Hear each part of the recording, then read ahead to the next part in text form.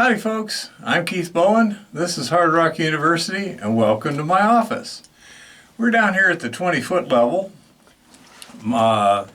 middle decline Montana B, and that's where the old guys worked.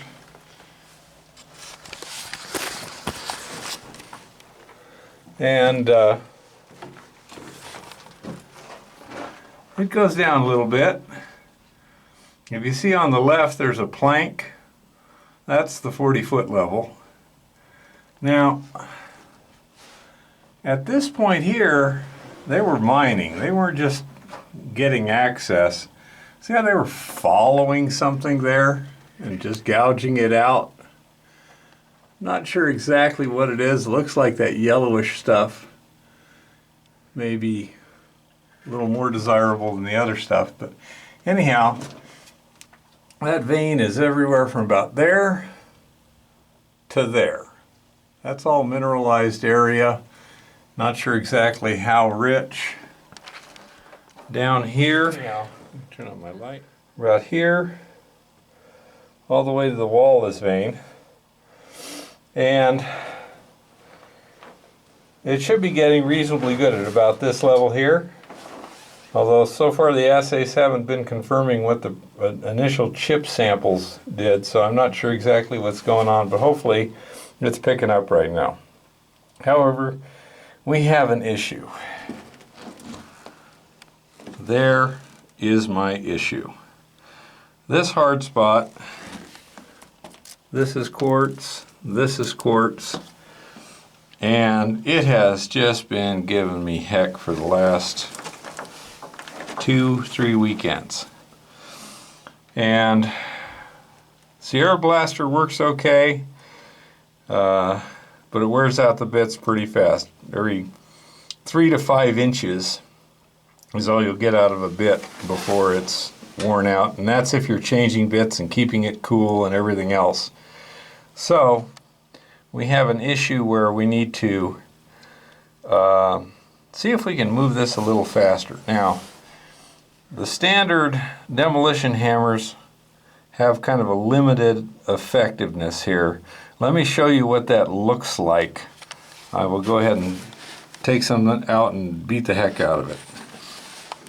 Now this is the Hilti TE1000 AVR with a standard chisel bit, which has had a little bit of wear on it. Let's see what happens. What you're really trying to do is split things off, so if I put it in this crack, theoretically, it should be able to peel it off. Wouldn't bet on it. Watch this.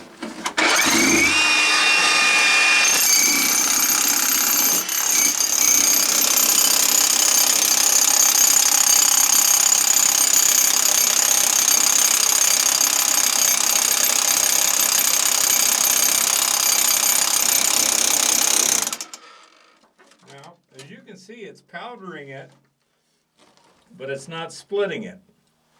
So let's try the Bosch, which is a bigger hammer. See if we have any more success. Oh, this is a beast. Heavy. Well, let's try this.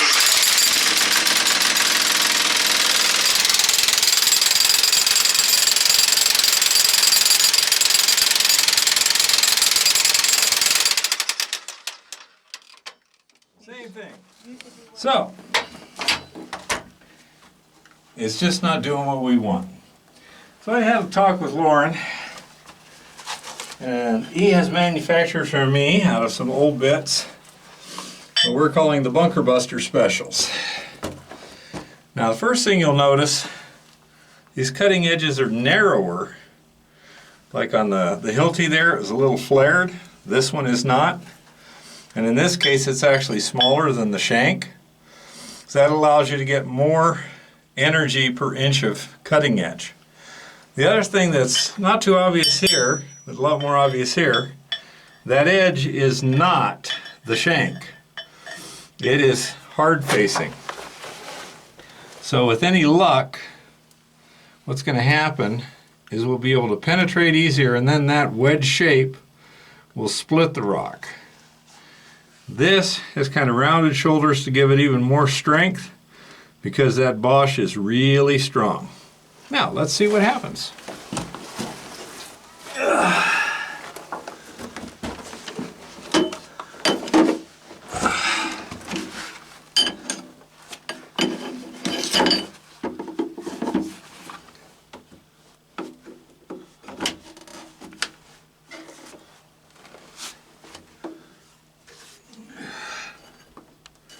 Did I get that chucked in right?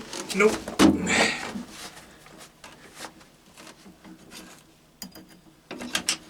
There we go. Now let's see what happens.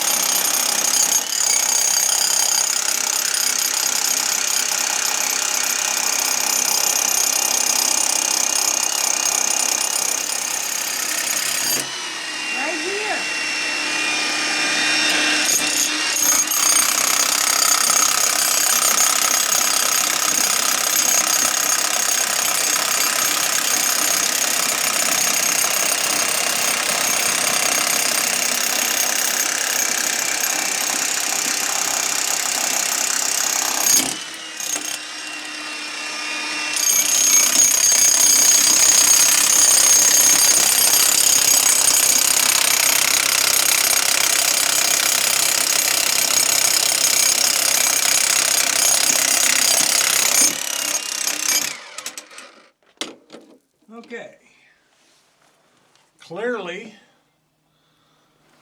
it's still not enough, but look at how well that tip held up. Bring the tip down so it's out of all the lights. Wow, that did hold up pretty darn well. Yep. So, now we'll put some more energy to it. Come on. There.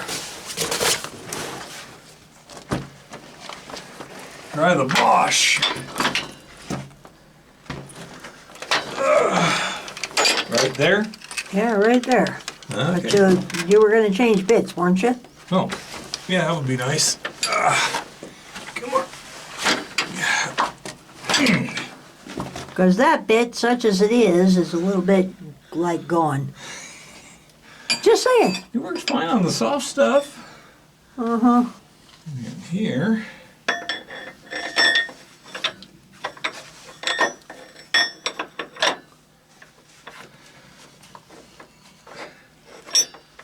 I'm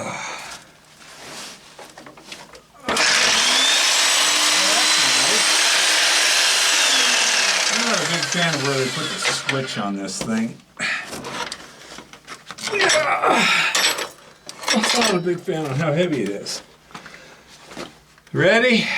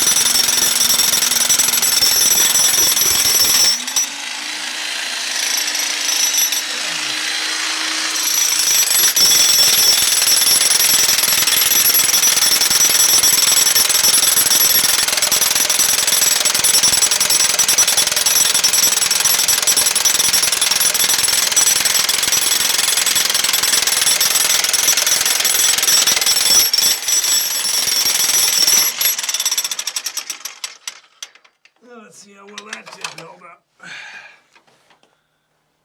Yeah. Not look bad.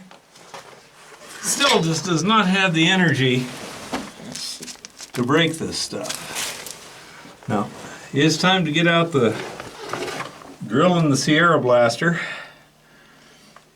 But the tips are pretty tough. Yeah, that's really hard rock there, and it would round off a normal tip in short order.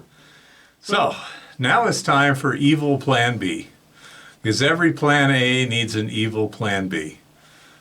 Time for the drill and the Sierra Blaster, but I found out through trial and error and various things over at Lauren's shop there, we tried a number of things, with a 4-inch grinder, angle grinder, with a diamond disc.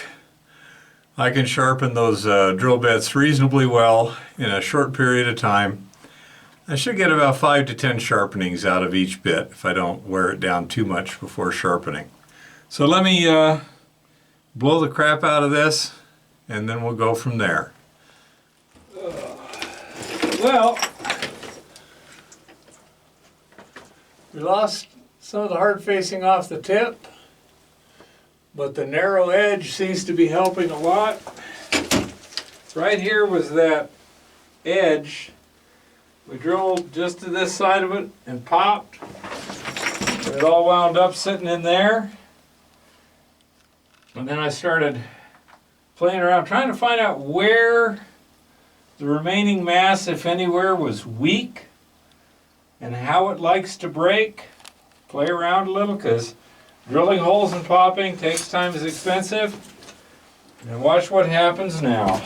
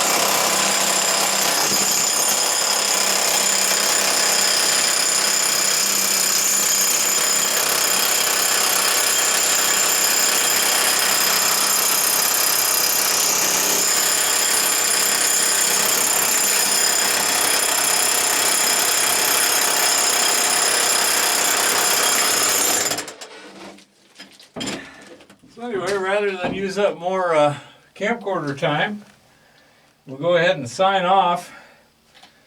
But just like in the military or anything else, try different stuff, find the weakness, find out where it wants to break, and then exploit that. Don't go against its strength, find the weakness, and beat the crap out of it. So, it looks like in a very short period of time, I will have this very annoying mess knocked down to floor level here, and then I can see where I go from there. I'm not terribly sure even what to call this, ore or waste.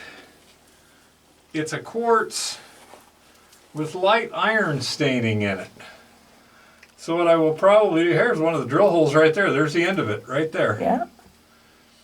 So what I will probably do is set this off to the side basically. I'll put it in separate buckets, keep track of them, crush it, and run an assay on it, because if this stuff isn't very good, it's not going to leach very well because there's no porosity to it. So if it's not good stuff, there's no sense throwing it on the heap. We can just throw it on the dump. So anyhow, from the 20-foot level of Montana B, middle decline, happy prospecting and keep it safe out there.